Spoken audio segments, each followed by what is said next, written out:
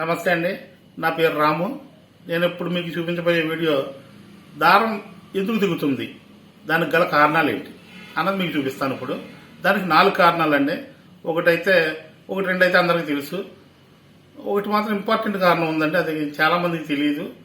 ఈ వీడియోలో చూపిస్తాను. ఈ వీడియో మీకు నచ్చినట్టయితే లైక్ చేయండి, షేర్ చేయండి, సబ్స్క్రైబ్ చేయండి, కామెంట్ పెట్టండి. నడండి వీడియోలోకి వెళ్దాం. ఇది మొదటి కారణం అండి. చూడండి, సూది కిందకి దిగుతున్నప్పుడు పాదానికి ఒక పక్కన టచ్ అవుతుంది. చూడండి, లైట్గా క్లియర్గా చూపిస్తున్నాను. చూడండి మీరు, అదిగో అవతల పక్కన పాదానికి టచ్ అవుతుందండి.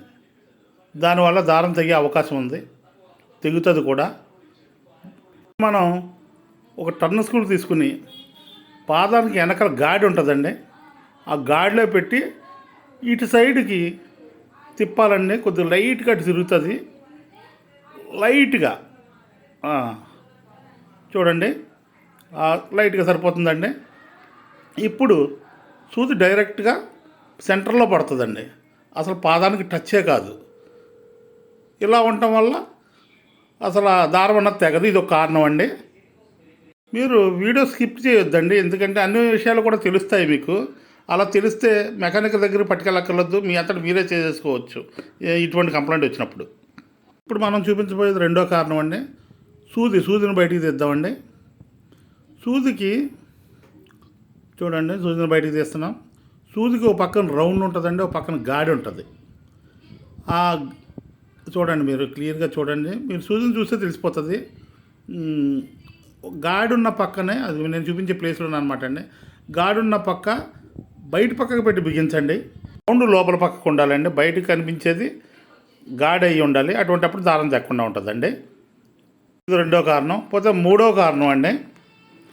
మూడో కారణం, టర్న్ స్క్రూ తీసుకుని ఆ ప్లేట్ ఇప్పండి. ప్లేట్ ఇప్పడం ఈజీయేనండి.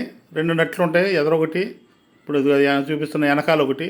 ఆ 2 నట్లు లూజ్ చేస్తే ఆ ప్లేట్ బయటకు వచ్చేస్తుందండి. పాదం బయటకు ఇట్టుకుని తీస్తే ప్లేట్ బయటకు వస్తుంది. చూడండి, నేను 2 నట్లు కూడా బాగా లూజ్ చేశాను. దాన్ని ప్లేట్ని బయటికి తీస్తున్నాను. కొంచెం లూజ్ చేసుకోవాలి. చూడండి, ఇప్పుడు బయటికి తీస్తున్నామండి.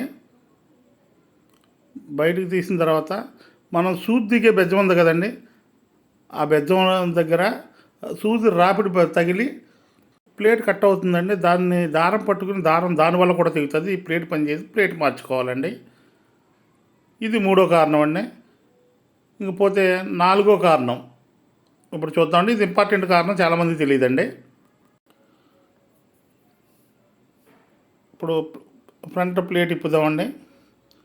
చూడండి, నట్టు ఇప్పుతున్నాను. దీనికి 2 నట్లు ఉంటాయండి. లింక్ ఇందులోనే ఉంటుంది. పైన కూడా నట్టు ఇప్పుతున్నాను. పైన కింద నట్టు ఇప్పుతా లూజ్ చేస్తే ఈజీగా పైకి లేచిపోతుందండి, వచ్చేస్తుంది అది. చూడండి, ప్లేట్ అలా పైకి లేపితే ఈజీగా వచ్చేస్తుందండి ప్లేటు.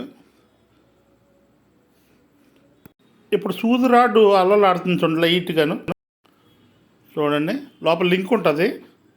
ఆ లింక్కి రాడ్డుకి సంబంధం ఉంటుంది అనమాట అండి. ఆ లింక్ నుండి రాడ్డుకి అది నట్టు చూసారా, ఆ నట్టు లూజ్ అయినప్పుడు రాడ్డు అల్లలాడుతూ ఉంటుందండి, ఊగుతూ ఉంటుంది.